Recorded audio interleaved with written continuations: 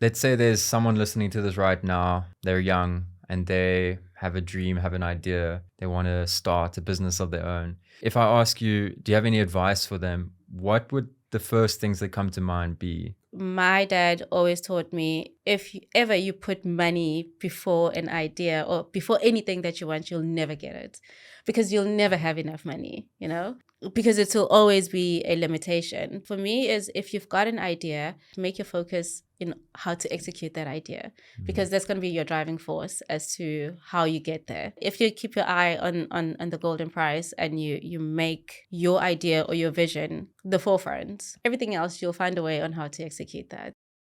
This is Phumi Körber, the inspiring founder behind WISI-Oi, South Africa's first video-based resell fashion app.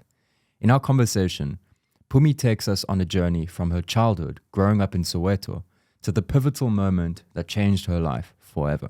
She shares invaluable insights on how to build a successful app without a massive budget, how to attract investors, and why stepping outside of your comfort zone is sometimes the only way to truly grow. I hope you enjoy this episode.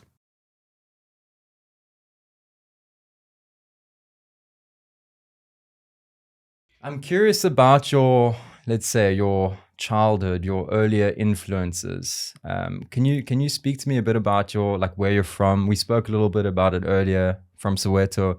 Can you talk a bit about that? Southwestern Township. Yeah, born and bred in Soweto. So I always say this, I was raised by the most powerful women ever. I was born by a young mom, and I think it's the typical story of South Africa where it's the young mom and then she goes back to school, and then I was raised by my grandmother. And my grandmother is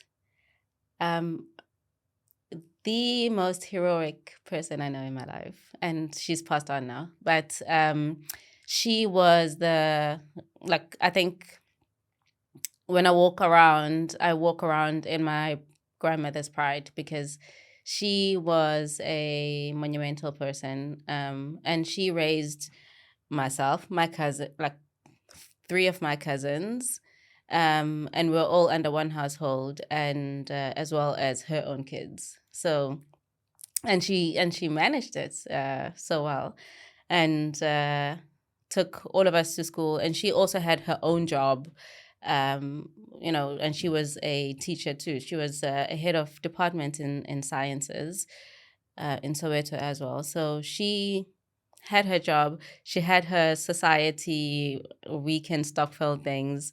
She had church. She had and all of us to raise and take to school, and she successfully raised all of us and took all of us to school. Wow.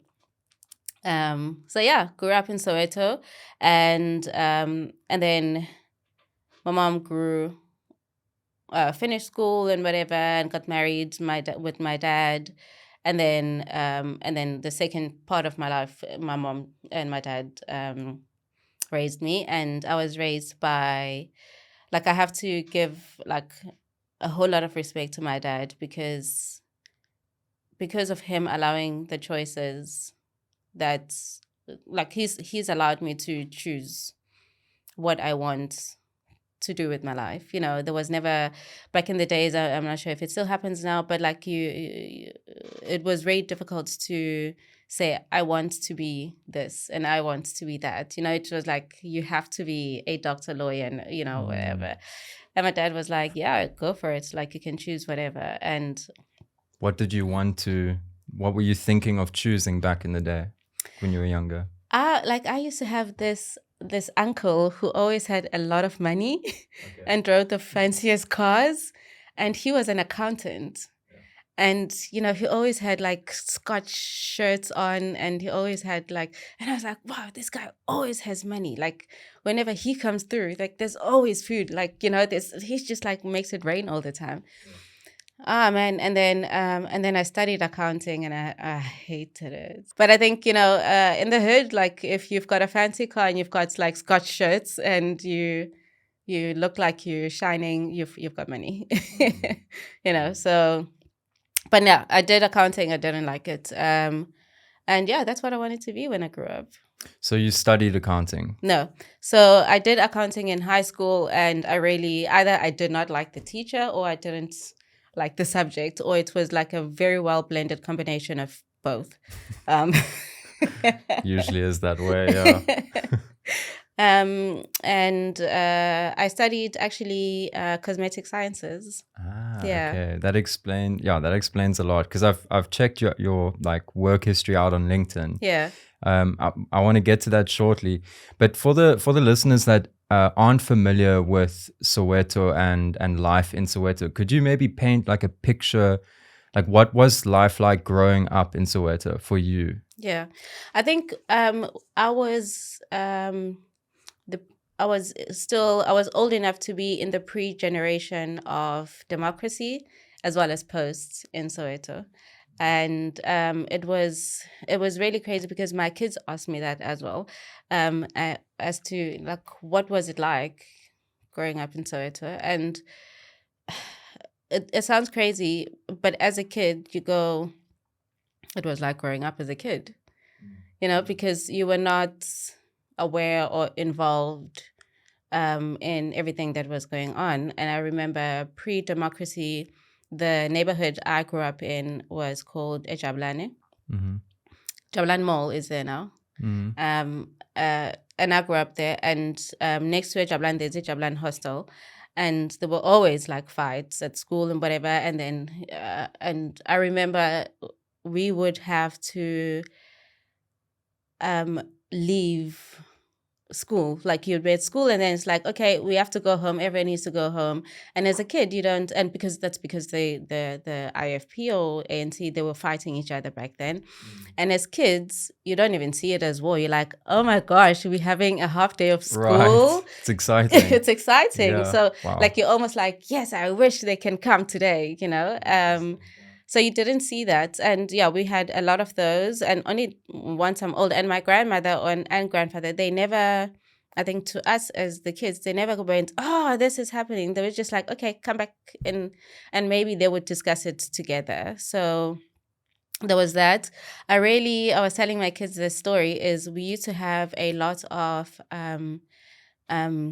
tear gas wars. I still don't know because my grandmother never like shared it, but we used to have like tear gas wars. And I was telling my kids, I was like, do you guys know the smell of tear gas? Because we used to have that. And when you say tear gas wars, like, yeah, so back in the days, I'm not sure if you remember, the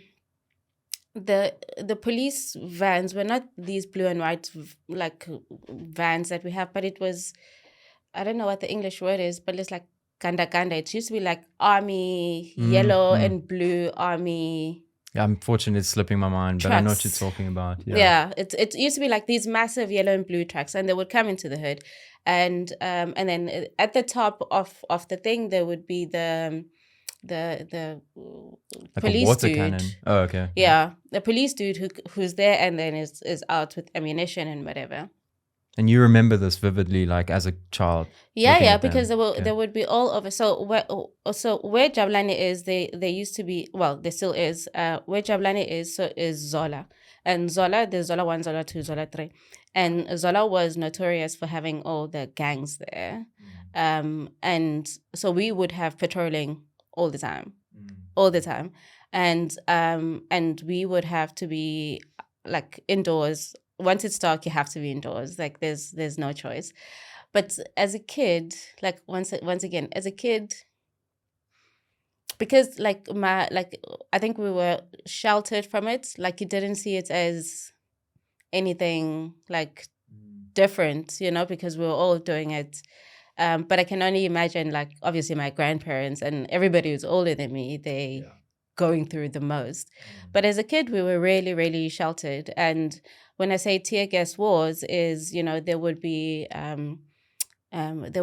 outbreaks and people like or what's the word, like people just fighting on the streets, or unrest. There'll be unrest. And then I distinctly remember we used to have tear gas, and with tear gas they would disperse it, and it doesn't do anything, but it burns like crazy. You can smell it, and once you can smell it, it burns like crazy. And we used to have that. I think if I do, and I mean I was 7 or 8 or 9 by then.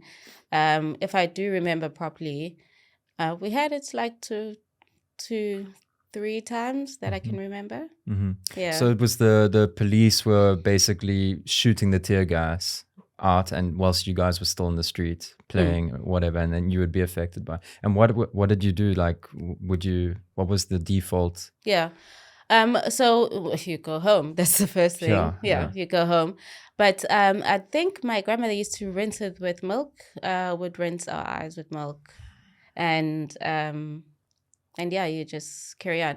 But I don't know whether it's. I don't. There's two ways of handling. I want to say.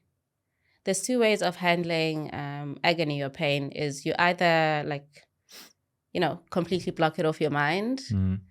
And you don't remember it too much, or you confront it, right? So like a lot of the, I'm not sure if I am making it lighthearted because I had used the earlier parts of dealing, or that is actually really how I feel about it. Yeah. You know? Yeah, it's I mean, it's individual, I suppose. But I'm sure anyone who has gone through a similar thing will either relate or not. It's hard for me to say. Obviously, I'm not from the same background, and also I'm 10 years after. I was born in 1993, so I missed the whole period. But coming back to the accounting uncle, so he influenced you from a young age. You were like, okay, this man has got money. What is he doing? And then you found out he's an accountant. Yeah. So then in school you studied accounting, Yes. but you didn't like it. I studied accounting. It was business. I did all the financials because I was like, if this dude is doing it, I'm doing that too. So I did accounting, economics, maths, and business economics. Okay. And you didn't enjoy any of those? No. So what got you into cosmetics then? My mother. Okay. So I have the most beautiful mother, and she had cosmetics for days, and she was buying these things like religiously. And I still remember the brand was called Like Silk. Well, I'm assuming it's supposed to make your skin feel like silk. Probably, yeah. But she had Like Silk and Pond's everywhere. Yeah. And I really was just like, this woman buys so much of this. And she had a whole corner of just like beauty stuff. And I got into that industry because I was just fascinated on how do they get her to buy these things so religiously. She would like be like, there is not enough money for like food and whatever, but she would have her beauty products. From a young age, I was like, if I look at my grandmother, she had Pond's. She was really religious on Pond's. And she was religious on what? Pond's. What's that? It's a cream. It's very, very, very big. It's a Unilever cream I think it was a mattifying cream, so that it gives you, it was designed, it was called Pond's Vanishing Cream. Okay. And the actual purpose of it is to mattify your skin so that it makes you feel like you've got foundation on. Okay. And that's why it was big. And now they've extended the range to attract a younger consumer. But it's a very big line in South Africa. I feel very stupid right now. But like, it makes you feel like you have foundation on, or it looks like you've got foundation on? No, back in the days, because there was like, what is foundation? I need to figure that part out first. Okay, cool. Like we need to let's take it back. Foundation. What is foundation? I'm assuming it's the first thing you put on, right? But why? So that's to give your skin like a smooth, perfect looking like effect. Right. Yeah. Right. Okay. And that's what Pond's, it's a mattifying, it was Pond's, that Pond's. My grandmother used that, and she used that religiously. Same thing with her. Even if there was no food at home, she also had it. So I was like, all the other sisters as well and aunts, because I'm like I said, I'm surrounded by really, really great women. and they all had cosmetics, yet like sometimes there would be like not much food in the fridge. And that's why I was like, there has to be, if everyone is using it, it's a big industry. I could probably be really successful in that industry. So man, what can I ask you, coming back to that, why do you think they did have cosmetics in the household? Like, what was it about it that, because now you know, I'm sure. Yeah. What is the reason? I think I was raised under the generation of you cannot look like your problems, you know? Yes. And I think they, you know, when they left the house, they left the house looking glam to the notes. So if you did not know them, you would not know their problems. And they wanted to dress and feel that part of not looking like their problems. That's interesting. That's a very interesting perspective. If you don't mind just taking me through your like career journey. Yeah. So I went to VET, and we need to do practicals before then. And then I started as a student, and I worked at this place that used to pay me. It's still, like I told my kids, and they laugh now, but they used to pay me $500 for 2 months of work. But can I tell you on how happy I was? Yeah, I made my own money. Yes. Man, like I was living at home. I had no bills. Like it didn't matter to me. Like I was just like, this is my own money that I made, you know? So that's, so I started there. And then I worked a bit for L'Oreal and then I went into the spas, and I didn't like that. And then I worked for L'Oreal as a trainer, where I was training beauty advisors around South Africa, Discam, Clicks, etc. And there as well, pretty much very similar to my aunts and mom and grandmother's cosmetics loving. It was when I saw the amount of beauty advisors that I was training, I realized that there is actually a big market for buying of cosmetics, right? And all these stores are training these guys because then there's clearly a market for buying all these things. And that's how I got into the buying at Edcon. And I started being an assistant buyer there, where we were actually buying hair. So dry hair and wet hair. Do you know anything about hair? No, not at all. Please do tell. So part of so we've got African women and hair is a whole different science of its own. Okay, I think it should be a course of its own, because African women and hair it's just such a personal relationship and a quadrillion business. And we were we were buying hair, and back then it was when weaves had started coming in. So the braids are normal, everybody sells that, but then weaves had started coming in, and all sorts and styles of weaves. So I was an assistant at, it used to be called Discom, which is shut down, but it was part of, I'm sounding so old now. My kids are going to be like, yo, is that the olden days? And then, we used to do hair, and loved doing hair. And I really started finding like something I really, really like. And then moved over to the Edgar side, where I did natural sciences, which is natural cosmetics. And for whatever reason, that's where I actually started like being much more conscious about things around us, like nature, and like being much more protective, about nature. That's when I started getting into understanding, the impact of our consumption. Anyway, fast forward, I got a one question there. What do you think it was during that period of time that made you start being more conscious about the world around you?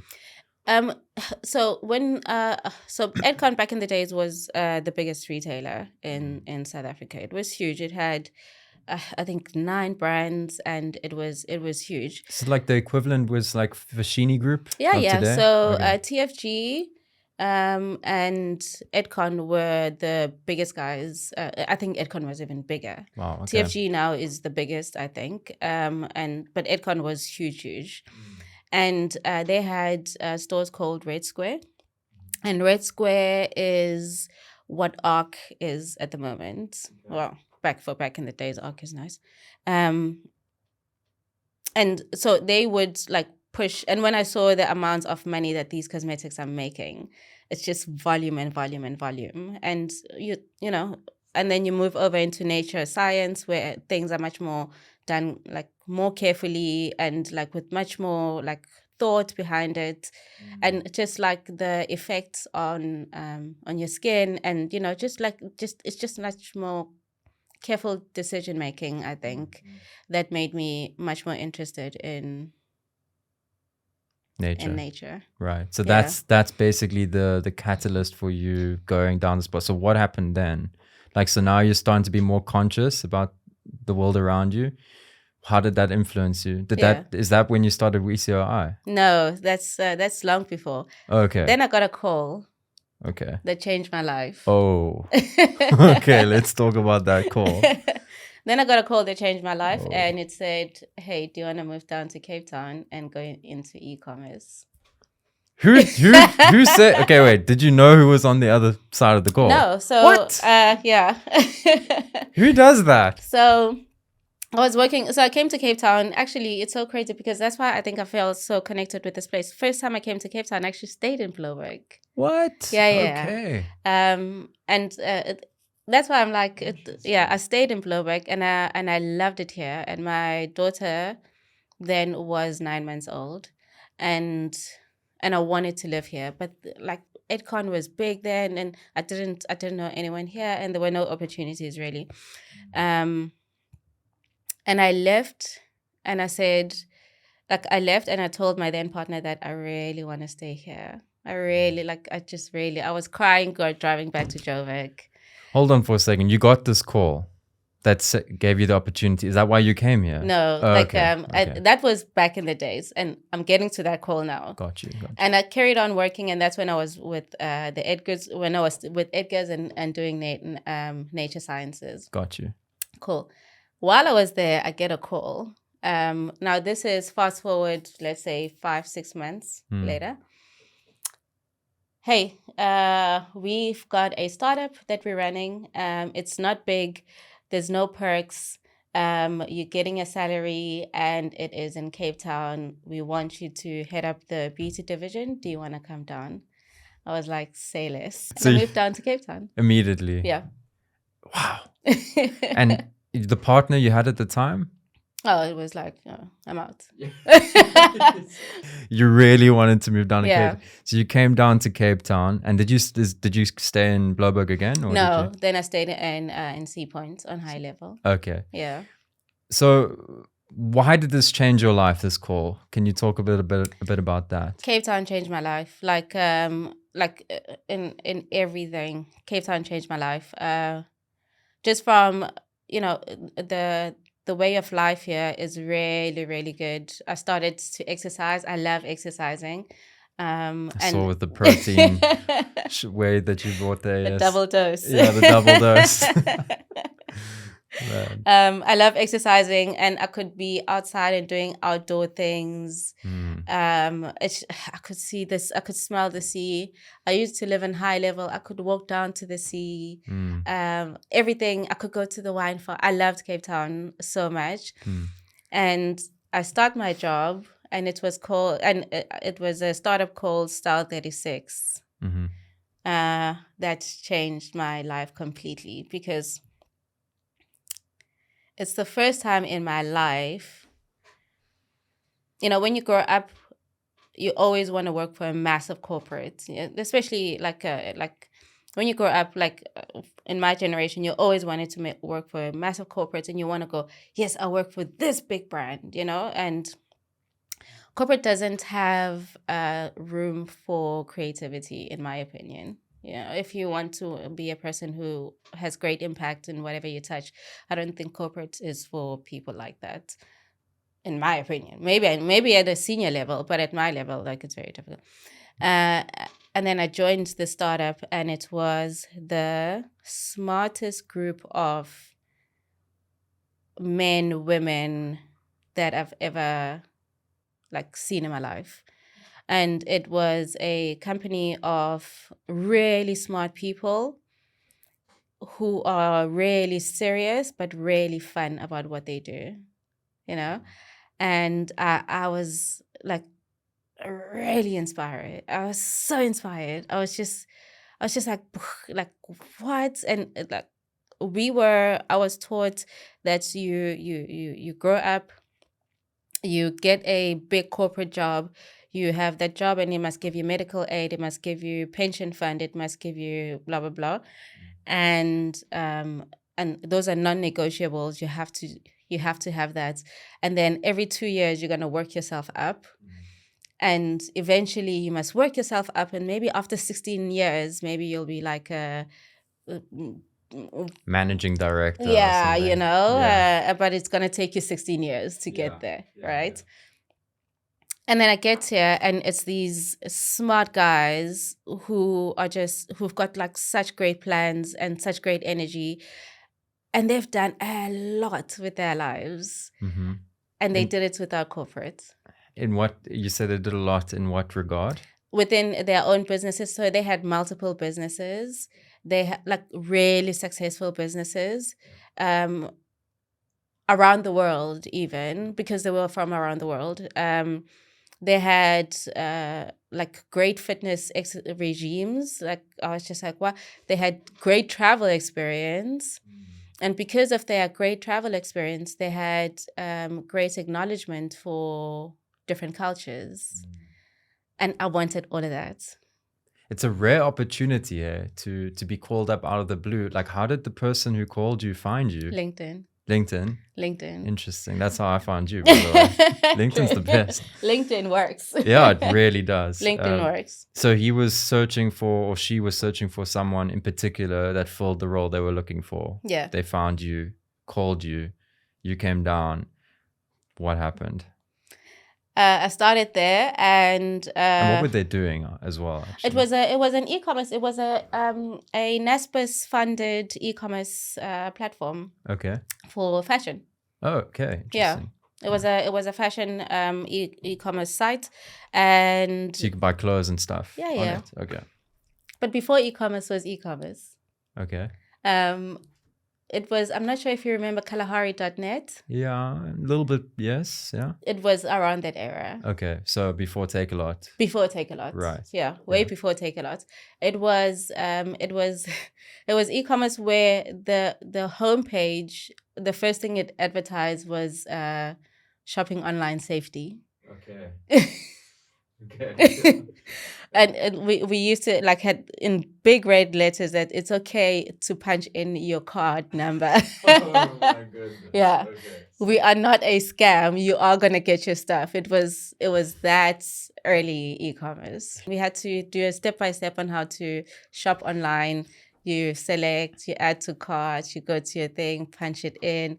These are the banks that we use to verify, and this is how you actually check out. We had a flow like that. You don't see that anymore because everyone knows how to do it. Yeah. So you had to coach the buyer through the whole process. Yeah. What was your position at this place? Lead beauty buyer. What is that? BT buyer? Lead beauty buyer. A beauty buyer. Yeah. Okay. What does that role entail? So it was selling you, as a buyer, you source. So that's what you do as a buyer. Generally, you source the product based on consumer demands. And you basically negotiate with suppliers, and you bring the product onto the platform. If it is a store, you bring it to the DC and then the distribution. But online, you bring it onto the platform. You make sure that everything is on the platform. Is it right? Whatever gets searched, do you have enough stock of? And you're basically making sure that every point of the consumer needs is met. Phumi, I want to know, when was that moment that you, because there's always that moment, right, where the idea for a business or any kind of startup comes to you.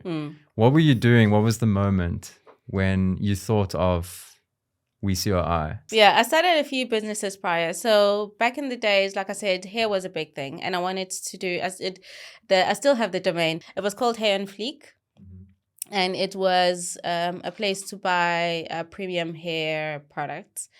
But because of my experience with Discom, I had access to suppliers, so I knew the suppliers who could sell it. So, and I wanted to do it online. We did it, but hair is quite tricky to buy online, because you have to touch it, you have to feel it, you need to see the movement, you need to. So that's sold a few, but it wasn't that great. And you think it's because people they needed to touch the product before paying for it? I think now it's a little bit better because now there's so much access to it. But I think back in the days, you're parting with, how much the hair costs. No. So you're parting with like 2,000, 3,000, 4,000 rands for a bundle of hair. But you don't know the quality. We were not sure of the return rate, and there's a hygiene rate, like a hygiene aspect of it as well.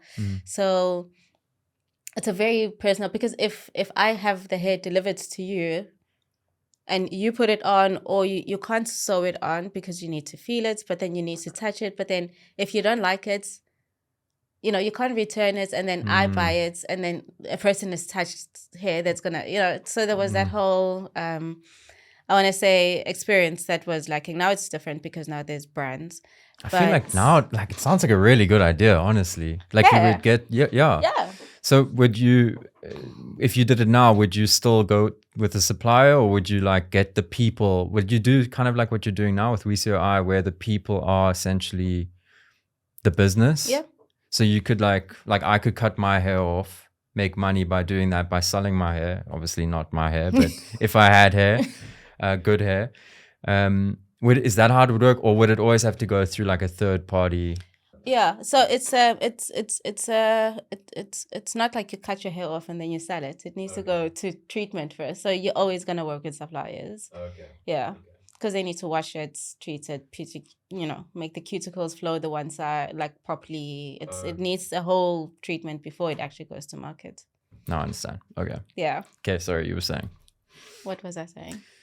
You were talking about you had previous or prior startup experiences. And so that was Hair and Fleek that I started. And I actually I started because I got inspired by Style 36 guys. Okay. To do it. And then I did the Style 36 shut down. Funding got pulled and it shut down, and that's actually where I met my husband. Okay. Was he the guy on the phone? No. Okay. He joined the company 8 months later after I joined. Okay. And I think another 8 months later, the company shut down. Oh man, yeah, it's not the best timing. Yeah. Shit. Oh well, now we could openly date, so it was a win for us. Okay, so what did you guys do then? Like when it shut down, were you dating already, or did you only? Okay, we were dating already, and now it was like so we were like super sad, obviously, because we loved working there. Yeah. But then we're like, hey, now we can actually date. So like openly. Positive. Yeah. And we've been dating ever since. And then I joined the TFG group after that, and I did their e-commerce. And I joined Donna as their e-commerce and digital marketing manager, and I loved it. Okay, you did mention that you had previous startup experience. So you had started other businesses on the side. So there was always this like entrepreneurial flair inside of you. What made you take that leap, like to start WISI-Oi? Yeah. So I've always wanted to. One thing I didn't mention is I always wanted to be in fashion. And when I moved down to Cape Town, the Style 36 was a fashion platform with beauty. So it was fashion and beauty. And and yeah, so when I moved to TFG, I actually could have carried on with beauty because they were like, do you want fashion or do you want beauty? And I chose fashion, but it was also like plus size fashion, which I love as well because it's just fun to do. Why is it fun to do? Because the plus size bodies have got different needs, and maybe now it's being those needs are being met, but like in terms of fabrication and in terms of the way that plus size bodies are positioned and curves, and it's changed quite drastically. But before it was you make that top and you just make it an XL and it should fit everybody, and it's not true because you end up, I'm not sure if you remember, like back. No, you probably won't. But it was a brand. I'm not gonna name it because we're gonna get sued. But like they would do a small all the way up until like an XL. But you go from a maxi dress to a curtain. When you go to the other part of the scale, and no woman wants to look like they wearing curtains. Yeah, fair enough. So it was. But this brand was specifically dedicated to plus size. So it was like fabrication. Where do you curve? Where and how do you maneuver the fabric? And what shape is it giving by the time you're done with that garment? So it's way more fun to dress plus size. So WISI-Oi, like what happened there? Where was that like moment? 2020. 2020. So around for 4 years time. And where were you when you came up with the idea? So one of the e-commerce, I love having a look at e-commerce sites. Like I get inspired. I can sit the whole day and just look at pages. I like to see how they designed their user journey, the experience and their graphics, animations, and all of that kind of stuff. So I loved my job at while I was at TFG, and then COVID came.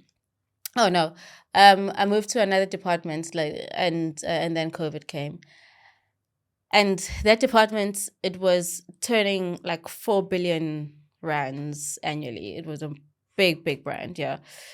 And it was just like churning out like volumes and volumes of like cheap, I don't work there anymore, but like nasty t-shirts, like it was just a lot. And you're just like, how much? And you would sit at a range build and there'd be like 8 different SKUs of like 5,000 deep per color, like t-shirts that are lying there. And then COVID came and they couldn't sell it. Because the shops were closed, right? And the only channels that were open were online. So obviously they would try and move everything online. But online back then was like less than a percentage of, no, it was just below 1% of total business. And I was just like, nah, man, it can't be. Like, do we really need to have like 15 types of the same t-shirts, And how's about we, like, if you have it and you're going to wear it 2 or 3 times, then pass it over to me after that and I can wear it. And then once I'm done, because it's not like you wear the same thing till it's in tatters. You know what I mean? Yeah. So by the time when you discard it, it's going to be in really good condition. And then I wear it and then I use it and then we, you just rotate it around us. Do we really need? And then more of the story is ended up being in markdown after markdown, and they couldn't move that stock. And where does it go? Where does it go? So it gets donated. It gets. Don't tell me basically they throw it away. No. Well, in South Africa we don't have a throwaway culture. Okay. It gets passed down, but it's really there is throwaway into a dump site. There is throwaway also into humans, right? Because they can and those guys go, okay, cool, I'm gonna wear it, and then I'll do the throwaway type of thing. Got you. You know what I mean? So that's basically what happened to the stuff, and that I was like, there is absolutely. There has to be a way where we can be able to repurpose, but B, that T-shirt that is being produced is in the cycle somewhere. We should have the possibility of Reusing. of reusing it, because it's already there. I've got it, you've got it. Now we're sitting in the same room with the same. It doesn't. Why does Steven need to buy a new one? You can just buy mine. Correct, and that's how sort of that's how like WISI slowly, like the thought came around of starting WISI, and then I started cleaning out my closet, went into lockdown, and then started cleaning out my closet, and then I put it on Instagram, and people were taking dabs as to like, what did you do in 2020 when it was lockdown? Because everyone was cleaning or baking, and what was I doing? I think I was trying to start a travel blog, which sounds kind of ridiculous because we couldn't travel. But I remember I was starting to work on a travel blog, which obviously didn't work out. But that's what I was doing. Yeah. So online stuff. Yeah. Because you had time, right? Yeah, lots of time. Me too. Yeah. Okay. Me too. Yeah. And that's when I started hacking together with WISI. I had time. So you would put your garments on Instagram and then be like, hey, I'm selling this. And so initially I didn't sell. I was just like, oh, look at me. I'm also, after this, I'm going to bake a banana bread, type of things, like putting it on Instagram, spring cleaning day. And people were like, I want this, I want that, I want this. And I was like, imagine because there's other people's closets I also want to shop from. Imagine if like your closet is open, your closet, and all of our closets are open, and we can shop from each other's closets. Look, you know how much fun that is, And I thought of, before even doing any form of research, I thought of a platform where it's online, it's so safe for all of us to put our stuff in, and then we can take the pictures in whichever way that we want to do it. And we can tell a story about it. And because all of them, like, especially if it's nice clothes, they always have a story behind it, And then we share. And then it's like, hey, I shopped it from Koa's closet or from Phumis closet. It's like, it's so much fun.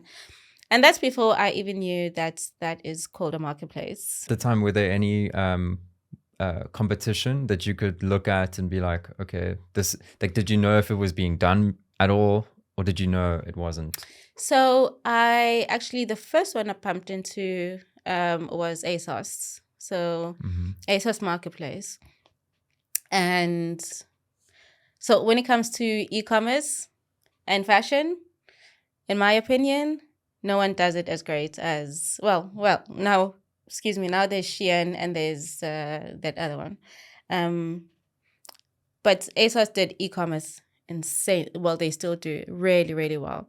And then they had a leg in it, which is ASOS Marketplace. And in there, it was, they do it more on a young brand's point of view, but they also, like, it's peer-to-peer. And they did it. And that's the first time I actually saw a thing called a marketplace. Okay. Yeah. And then I started researching, and then obviously I came around others around the world. But none of them had that a South African / African like feel about it. And I still think, to be dead honest, up until today, none still have that, the cool kids of South Africa. None, and there's still none. I think WISI-Oi is working towards there. I still don't think we are quite there. But it's like the cool kids have no platform to represent them in their like fashion and the stories behind their fashion. Okay, so Phumi, how does someone build an app? And first of all, did you start with an app or did you start with a website? So I started with the website, but I have to also give context. I'm not a web developer, but I have no programming background whatsoever. So I hacked it.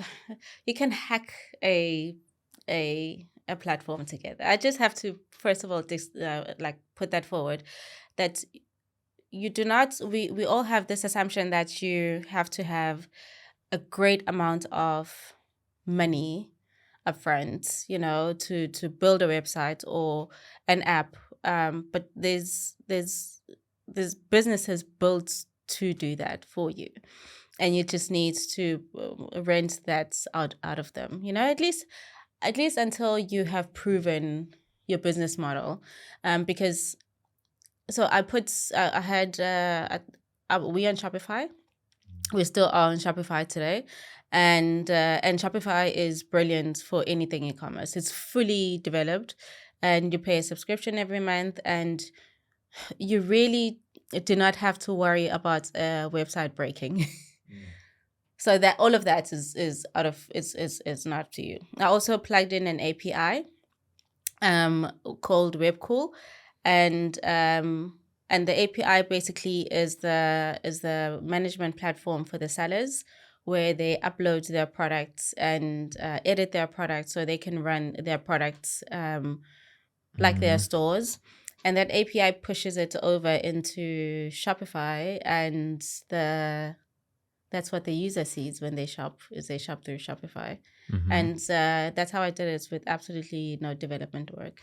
So that's the website, and the app is actually also independent, but it pulls the information off. The app is also an open source API. Right. Yeah, and that is pulling off the website, and it gives you the app. So whatever activity, so the way that if you think about it, the seller would upload, it pushes it over to Shopify.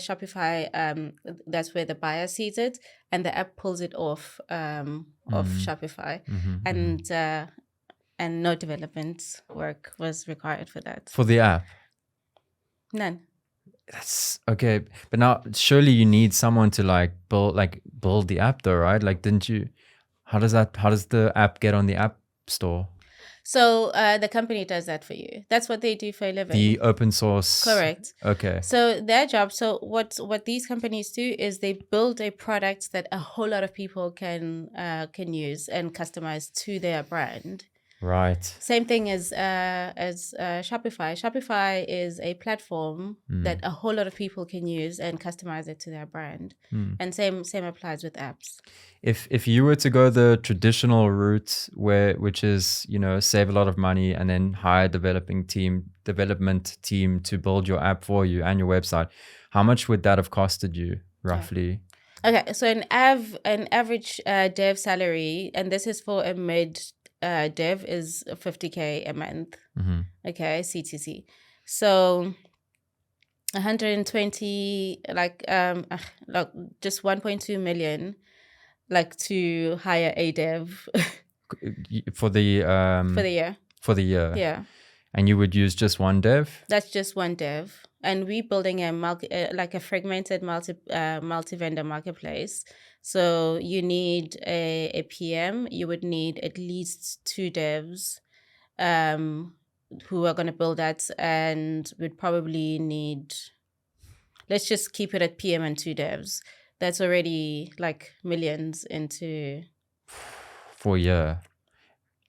And then it's obviously ongoing as well, right? Correct, because there's a maintenance. Yeah. Man, okay. Yeah. So you figured this out in the beginning, you realized it's going to take a lot of money. So did you start researching how you can do it another way? Is that how you came up with this OpenAI or open source? Open source. Yeah. So there was either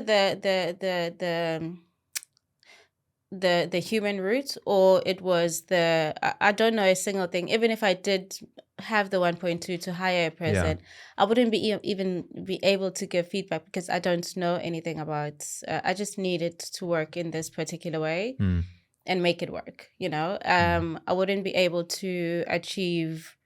I wouldn't be able to communicate with them really, but also I think in terms of speed of production, I think it would slow us down quite a bit. And that's purely because it's one person versus if I pay a company that's already built that, they've got developers for days that are sitting under their bill. So I wouldn't get the speed and the autonomy if I had to right now hire a dev. However, I'm not saying later on we are not looking into that, because we are. Because there's these what these APIs are, they give the minimum to everybody. So if you want to start customizing it to fit your audience and your strategy and as well as what you're building, you're gonna have to start going the dev route, where they can do it online. They can do it for you in-house. But when you start off, you really just, your most important thing is to just generate revenue, get users and get people who love your product and generate revenue. And only once you have built that, then you can start looking at, where you find the limitations when it comes to dev work. What is your goal in terms of revenue? Like, let's say you want to get X amount before you start bringing in a dev team yourself. What is that X amount? It's a two-pronged thing. So we would love to get into, we're not even asking for much. We would love to get into at least like $50,000, which is like $1 million in the first quarter, so in 3 months. We would love to do that. At the moment, we are far from that. But we actually just did a thing. In order for us to do that, we at the moment where we stand as WISI-Oi, I think we've peaked pretty much every capability that the APIs can offer us. So we have to build. And in order for us to be able to hit those thresholds, we need to develop. So now, what are you looking for investors now? You're looking for investors to take it to the next step. But it's pretty cool that you're peaking. I mean, that you've just proved your concept. Correct. It's working. Now you're at a point where you have to actually develop in order to keep growing. Correct. So the way that, so APIs are built to basically set the foundation, right? And that's it, and there's certain, especially for our markets, there's certain capabilities that it cannot fulfill, and we kind of need to build that. And I'll give you a simple example. So the cycle of a marketplace, a peer-to-peer marketplace, is you've got the seller. Well, who starts first? Yeah, I would say we always have this argument: who comes first, the chicken or the egg? Is it the buyer or the seller? But for me, it's the seller, because the buyer can't have anything to buy if there's no product. So what is that in this case, the egg or the chicken? Because I'm still trying to figure it out. So the seller comes first. The seller comes first, right? Seller comes in, and they upload their product, and they put their description. It's 100 rands, black t-shirts from Zara, in good condition, and they put it online. And then the buyer comes in, sees I'm looking for a black t-shirt for Zara. My budget is 99 rands, and they find this one, and then they buy it. It gets delivered. It gets delivered to the buyer. The seller gets notification that they have received an order. The seller washes it, folds it, and courier comes to pick it up from the seller, and then it gets delivered to the buyer. And the buyer goes, "Oh, this is a really nice T-shirt. I really like it. Thank you so much." And then gives the rating and to the seller on the app. To the seller on the app, right? And then we loop that whole experience again, right? That is how it's supposed. That's how the flow is supposed to be. API at the moment, it's the seller. There's lots of things, but it's not as polished as we want it to be. The seller onboarding experience, and for as long as that's a very important part of the experience is not polished, we're going to struggle to onboard voluminous amounts of clothes onto the platform. So we need to, because the way that a marketplace, a perfect marketplace functions, if the volume of input meets the demand of the output, right? So if we get more items across various sizes and brands, colors, etc., the more the user can find what they're looking for and check out. So at the moment we're struggling with that first part, like the API, it can't get the sellers on board fast enough. And that is what we are trying to build. The API also can't give the sellers the analytical knowledge that they need to accelerate their selling good enough.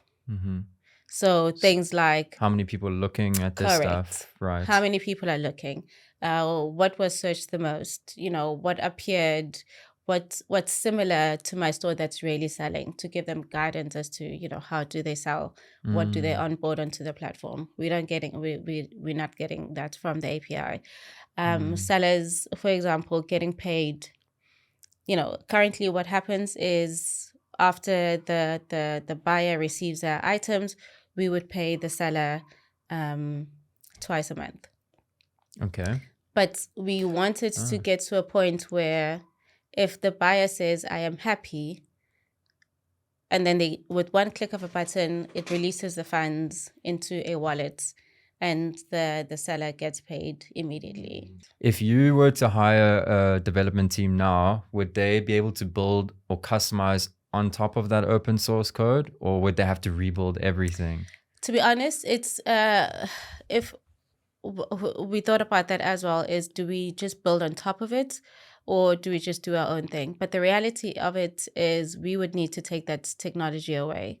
And the API at the moment, with the way that it stands, even the flow is not the flow that we want for the user, and it's not the flow that the user anticipates, especially if you compare it to what is out there in the market.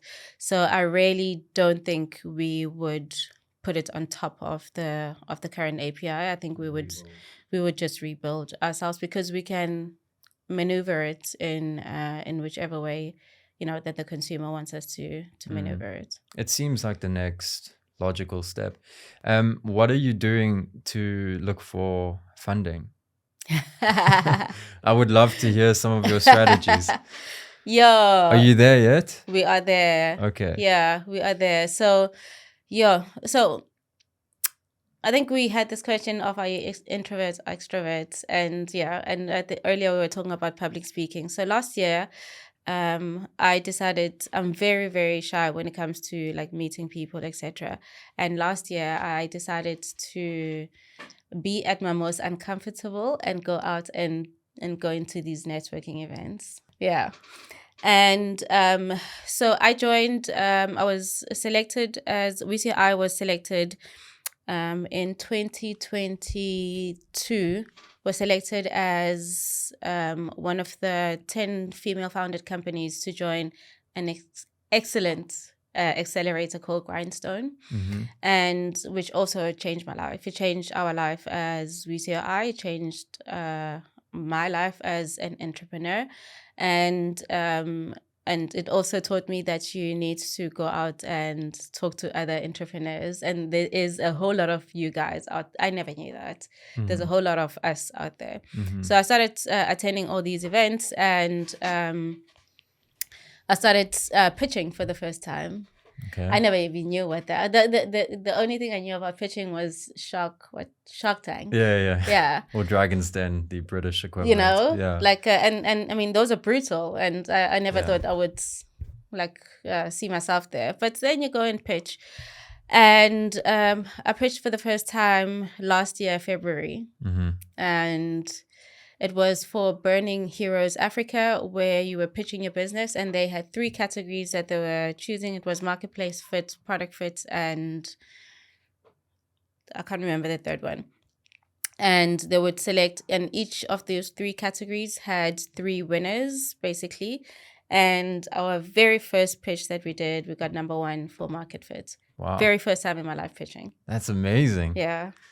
So you told them your idea for WISI-Oi, and it was. How was that? Super nervous. You You don't understand. What did you do? Like, what strategies did you use in that moment to overcome those nerves? Or did Practice. you just, you with your pitch? Yeah, in the mirror, record myself on the phone, cue cards, shorten it, have my husband critique it, have my kids critique me. It's practice and practice and practice. I'm not gonna lie, like pitching is not easy. It doesn't come natural for me. And each and every pitch that I do, I am as nervous as the first time that I've done it. It's really, really daunting. And also it's you're talking to strangers, right? What if you were to like narrow down, what do you think it is that is so daunting for you? Like, what is making you nervous the most when you give these pitches? Is it being rejected? Is it making a mistake and then them thinking you don't know what you're talking about? Like, is there anything you could pinpoint? Yeah, I think it's not necessarily forgetting that's nerve-wracking. It's just like it feels like you're bearing your entire soul of your business to complete strangers, which it shouldn't feel like that, because also customers make a personal, like they almost make a connection with you, whereas when you pitch, you're pitching to people who've never heard of you in your life, and now you're bearing it out, and then you're nervous because it feels like they would come for you and then just like rip you apart. I'm making it sound more gory than it is. Oh yeah. But yeah.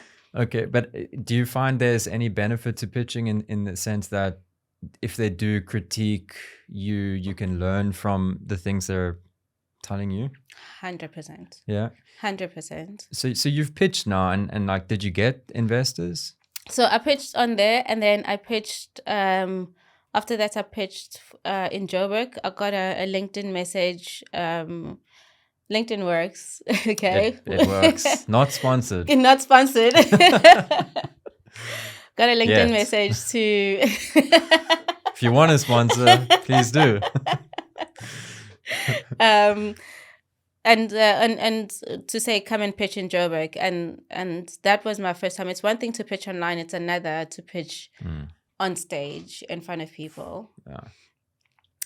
And pitch in Joburg, there I won't lie, I was wrecking I was shaking in my boots, and really, and because there were even people from overseas that were there, international investors, etc., etc. Anyway, we got best female tech on that one, and I was like, and only then I started like making contact with investors, and then we had a grand summit end of the year, and where we do a pitch, and it's around Africa, and there we got best female tech in Africa too. And only then we started like getting access to people interested in the business. So I think I went that route, and there's multiple ways to raise funding, but I went the pitching route because I don't have anyone else to ask. So I relied on the network, because the network is full of potential investors. Yeah. So I went that route. Okay, and I would imagine once you've got one investor on board, they have their network and they have their network. Is it cool to ask how much funding you're looking for? Yeah. So at the moment, right at the beginning, we're looking for 350K and USD, which is which is 6.5 depending on where the rand sits, but it's around 6.5 million, and that is just for us to be able to build the early part of our tech. There is still very little of us in the team, so we all run around across various divisions within WISI-Oi, as every startup does. Yeah. You're doing everything. Exactly. Yeah. And as well as to market it a bit more. I find the beauty with this model and what we're doing now is using friends and friends of friends to market.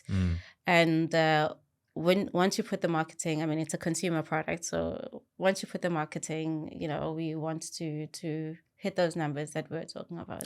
Because I've heard quite frequently from South African entrepreneurs that raising money in South Africa is not the easiest thing to do, especially when it's large amounts. Are you looking for South African investors, or have you found South African investors, or have you found the same thing? Yeah. It's not easy raising money anywhere at the moment. Okay. South Africa or not. Like, I think even, those taps of Silicon Valley are getting tighter and tighter. Europe, it's also not in Europe. It's not as easy. Let me put it like this: like tech as a whole, the glory days of we think it's a tech company and you're gonna get millions and millions. That sunrise train has left. You need to have a business that is able to turn profits into returns. Yeah. Period. Yeah. So raising is not easy. Raising as a seed startup too, raising seed as a startup too is even more difficult. So it's not necessarily that we're looking for South African. I don't have that liberty. I'm looking for funding. Yeah. Regardless, and looking for funding, but also looking for investors who are willing to, be with us with the purpose of what we're trying to build and the impacts that we're trying to not just take deliver. Equity and then here's the money. Equity, and bring then it back in 2 years. Yeah. No. Have you thought of Y Combinator? Yeah. Have you applied to them? I'm online? scared. Why? Oh man, so I know it's an online pitch interview, which is maybe easier than standing on a stage. So one of the things that you get to have when you're a startup is rejection. You get a lot of rejection, right? And I would love to apply for Y Combinator. I really think we need to have a sort of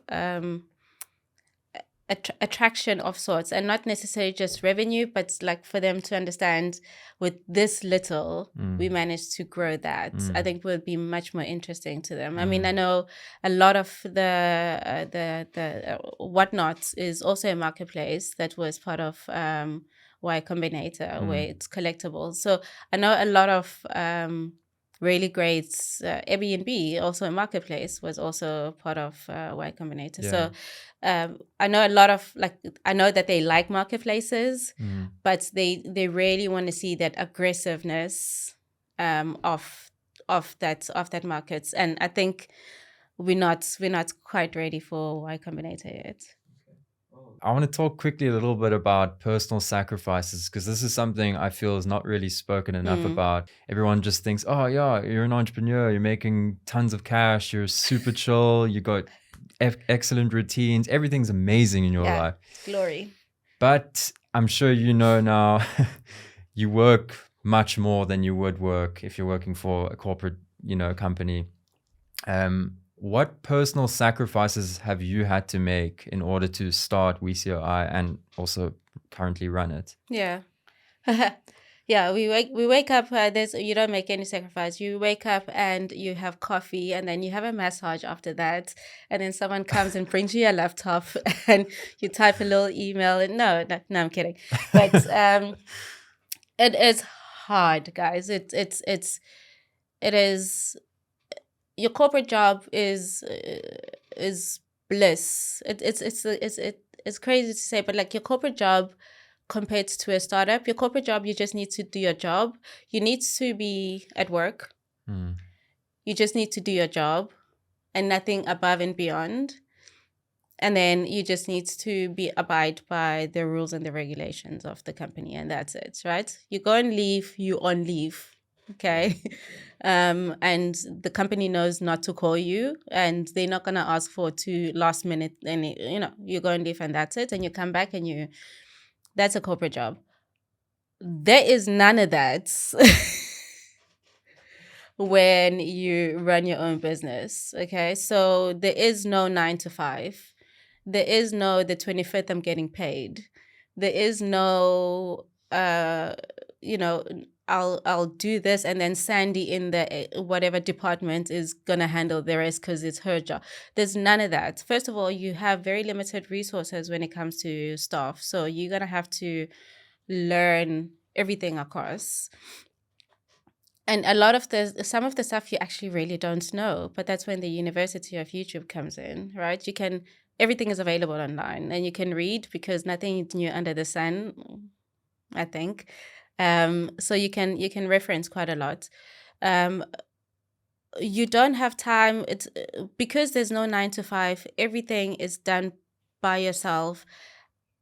That you find that at 5 o'clock, and I'm speaking from my own personal experience, you find that you're still deeply into work at 5 o'clock. I've got my kids that at 3 o'clock they come back home. At 6 o'clock I need to get up and cook. And then I also have a husband, and I need to do homework, and all of that. So there's the whole family aspect. So I find that it's really difficult to, and I still struggle with it now, to completely switch off. Because what happens is, as soon as everyone goes to bed, I'm back on my laptop. Because if I have got a backlog, it only makes my next day even worse. Like I've got a backlog now. So you don't have holidays. You don't have leave. You work throughout, and you have to educate yourself nonstop. That's another thing that's it's really it's difficult, but it's yours. You're building something that's right to you. What do your working hours look like right now? Yeah. What time do you wake up? What time do you go to sleep? So I gym. So I gym like 6 days a week. I like gymming. It's my yeah. Committed. I really like gymming. I like gymming. I like it's my time to like. So I gym from 7 and then until 8, and then I make 7 to 8. Yeah, 7 to 8. So I wake up around 6:30. 7 to 8, and get home.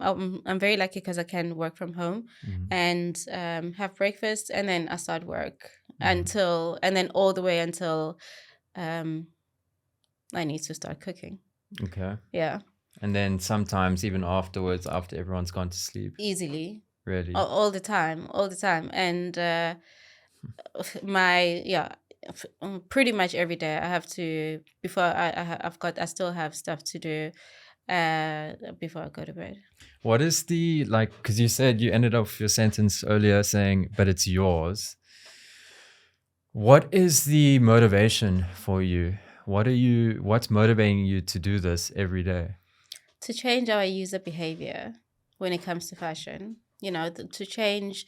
So for me, to change the way that we consume fashion, and this is coming from a person who really loves fashion, if we can just make smarter decisions, and I really believe that it's possible, that we make smarter decisions as to the choices that we make. If we can make that easy, accessible, super fun, and drive it around community, that for me is a big motivation. If we can get to that spot where it's convenient, it's easy and quick, and you feel like you're part of a community that loves fashion and thinks about their choices, then we good. Would you, if you were to look at this whole concept or this whole journey, what stage on this journey are you at right now? Let's say 1 is you've just come up with the idea, and 10 you're at this point you're describing now. Where are you on the scale? I would say 4. 4. Yeah. Okay. And how long do you think it will take you to get to 8, 9, 10? If we get funding? If you get funding. I would say 2 years. 2 years. Yeah. Do you think when you get the funding and you've built this app exactly the way you want, you will have a better work-life balance? Or do you how? I think it's a bit more difficult now because there is no other resources, right? And I would like to say in my head, yes, I would, but now I have to deal with more humans, and that's management on its own. Yeah. So But you would also have other humans under you, I guess, who could help correct, you. who can help. So from a delegation point of view, it's much better because you've got someone who is really, really good at what they do, and they can do it even better than you. So I mean, the results are already amplified. So that's really great. But then, would I have a better work-life balance? I think yes, but I think even from a work point of view, like the work would be so much more better that we produce, because it's being looked after by that person.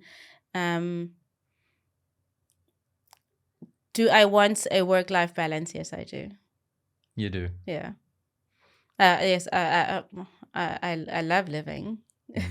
I love living. I love being with my family. I love, going out, and I love that. But I also love the cause of what we're building at the moment.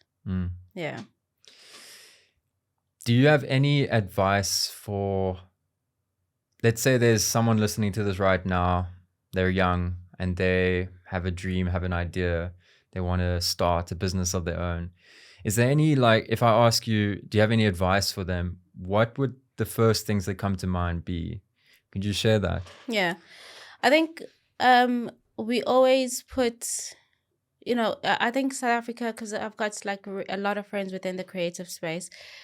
There is so much talent in South Africa, and we all have these ideas, but we always, the biggest like idea killer is we always put money first, and you go, if I want this, I need this much money in order for us to do this. And like my dad always taught me, if ever you put money before an idea or before anything that you want, you'll never get it, because you'll never have enough money, because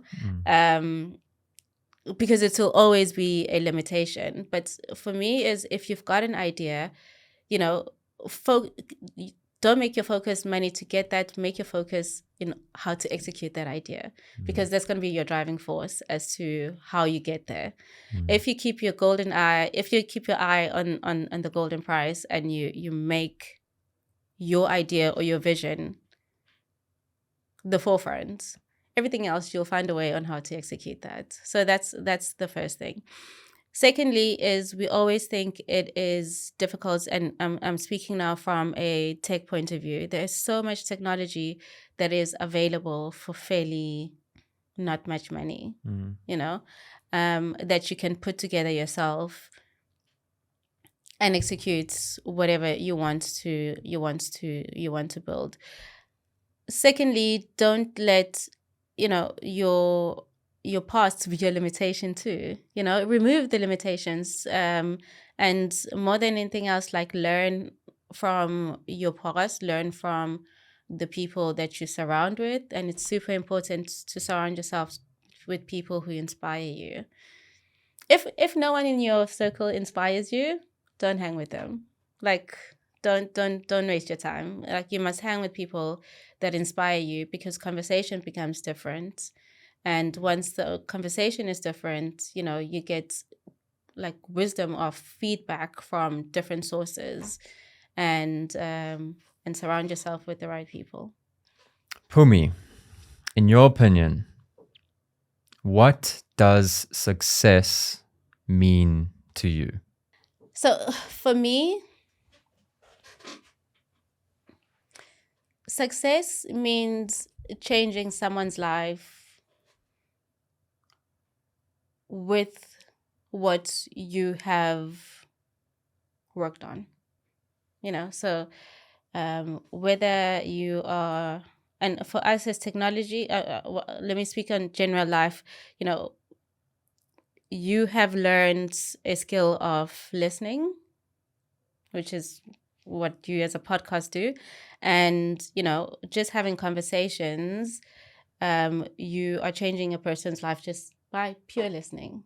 You can change a person's life by that. Us as technology, we want to like change people's lives by offering them the platform to be able to, you know, be part of a community and express themselves and share their in this case fashion, but share a piece of their story through technology. And if we can build that community and we've made it easy for people to connect through that, for me, that will be success. Yeah. Yeah. Phumi, thank you so much for joining me. I think you're a beautiful human. I really, learned a lot. And thank you. Thank you for joining. Thank you for inviting me and for this meeting. Awesome.